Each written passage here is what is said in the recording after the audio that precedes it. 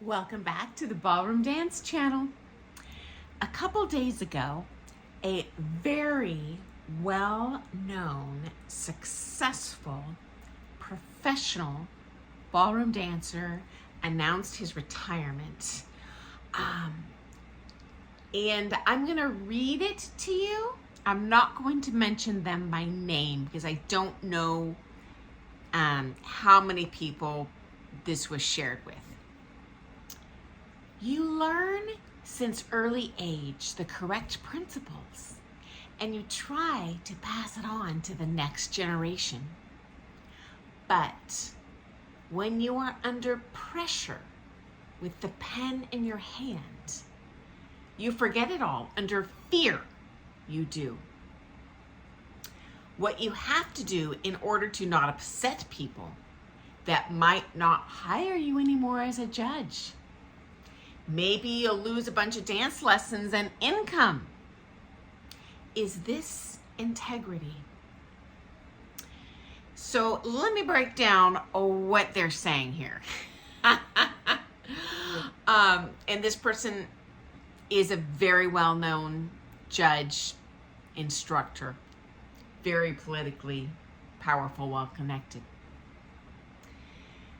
When you are judging, there is a pressure, I have mentioned, to judge a certain way and to judge certain couples. And I've shared in other videos, money, who their coach is, previous accomplishments. There's a lot of stuff that goes on behind the scene, guys, in which you might slay it in a comp. If you don't win, doesn't mean you are not becoming an exponentially better dancer. You might have even been the best dancer on the floor. And I did message this person privately to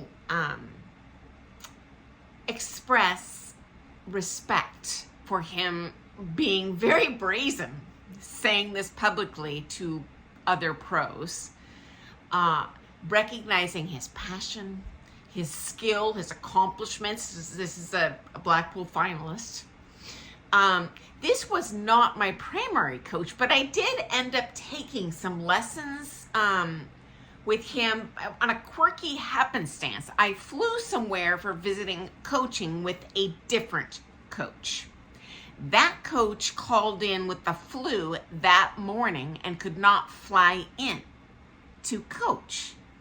So I don't know how they pulled this one out of their keister. They flew this one in that day. I'd already paid to fly in somewhere to take coaching.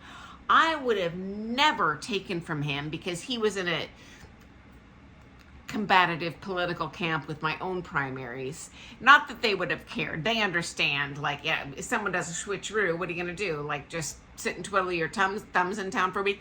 And this person was actually, to my shock, an excellent coach. I got a lot of stuff out of those lessons, taught in a different way. Gave me great confidence in my own dancing to turn pro. Gave me some great straightforward tips in what are your weaknesses? How do you attack those? Excellent.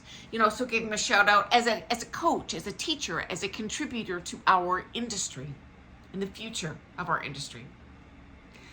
And guys, this is going to come as a real shock to you. You as amateur dancers, whether you are a pro-am student or competitor, an amateur competitor, social dancers to a lesser extent, but yes, you guys are suffering the consequences of politics. But I got news for you. The pros are suffering worse. Don't drink the Kool-Aid that all the pros are singularly based in greed, in a thirst for power or fame, or want to kiss anyone's keister. In fact, it is the vast opposite. The vast majority, guys, got into this industry for a passion. Not that they don't want to make a good living because of all the money and years they dropped on their coaching and their limited lifespan, so to speak, in this career, just physically and this other stuff, but they are not based in greed. Are there pros that are pulling those puppet strings? Yes, there are some very politically powerful pros. There are people that thrive on that stuff. Most of the pros do not. In fact, they suffer the consequences. If you are an amateur dancer in any category and you compete, okay, so if you don't play the political game, what's the worst case scenario? You don't get marked. You're still going to become a better dancer. You're going to maintain your friendships. You can still social dance very successfully. You maintain your career, personal life. It sucks, but I got to tell you what sucks worse. If you are a lifelong dancer, which 99.999% of professional ballroom and Latin competitors are, okay, we got no other education, right? What are we going to do with our career if, like this person mentions, no one's going to hire them? And the students won't take with them because if they take with them, that's not going to guarantee their marks. Horrible. So now they've lost their income. Now they got to switch careers. They've got no education to stand on. I'll tell you what, becoming a championship level pro and dedicating your entire life and having no retirement, nothing, because you spent it all on your dance education gets you. It doesn't get you a receptionist job at the front door of a corporation outside of the dance world. You're really held by a chokehold leash politically. Okay, what happens about your social network? And I'm not talking about the relation fake ships that you would cultivate like on a Instagram or something. I'm talking about their lifelong friends, that you've had since childhood because you kind of went up the ranks together. You lose them. Not all of them, but the vast majority. You are going to get straight up. I've seen people, very good friends, get written off, invisible when something like this happens. They step on the wrong toes and it sucks. Okay, so not only can they not dance, they can't make a living, they can't follow their passion. Imagine you love your job and you can't do it anymore.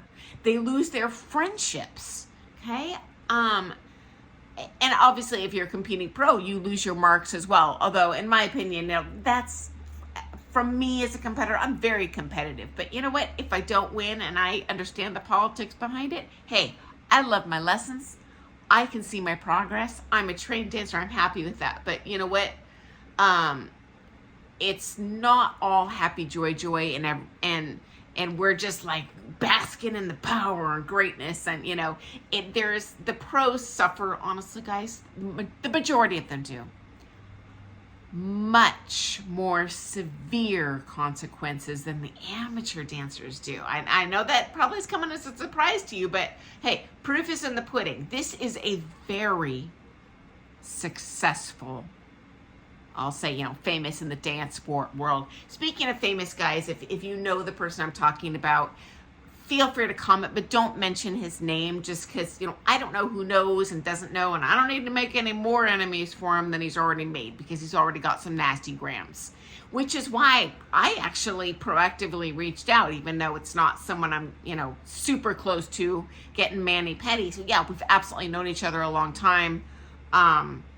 And, he deserves respect on many levels as a dancer, and as he basically stated, as a person of integrity that's not willing to trade marks for money and power. I do have a great deal of respect for that, and bravery. That is tough. I got to tell you, when I started this YouTube channel, when you put yourself out there in social media, there's going to be people that vent, I get stuff like that. Oh, your eye makeup is hideous, whatever. And you expect that. But my fear was 100% in that, oh my God, how many enemies am I going to make? And I do have, mostly, not all, I teach beginners, I'll teach anyone, but mostly competitive students, I don't want my students, on those little comps that they might ask who your teacher is. I'm like, don't write my name. Don't write my studio name.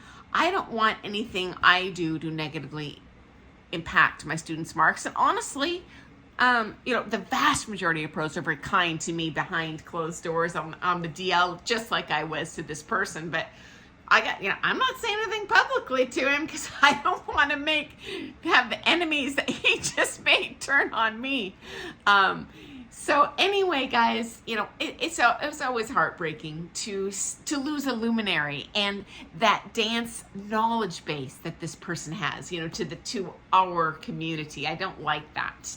And I did share with him a couple of my own ugly stories when I was judging, and I was like, yeah, I smelled something real soon and was like, I am so not going to be a part of this menagerie. And I also shared with him, there's light at the end of the tunnel. I have an awesome ballroom dance life. I get to dance 6 days a week when I don't have my broken leg. I'm just staying in my little solar system, happy as a clam, and still able to contribute to the future of dance sport and share that joy, and help people and give people happier, healthier lives. You know what? You can still do it and not be part of that beehive. So you know what? Who knows? If he'll consider that, but. Hey, fingers crossed. So anyway, guys, I look forward to seeing you first thing tomorrow morning for some more things, ballroom dance, guys.